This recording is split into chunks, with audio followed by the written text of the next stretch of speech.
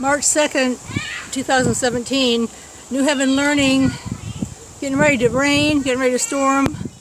Kids out in the rain again, as usual. Nothing ever changes.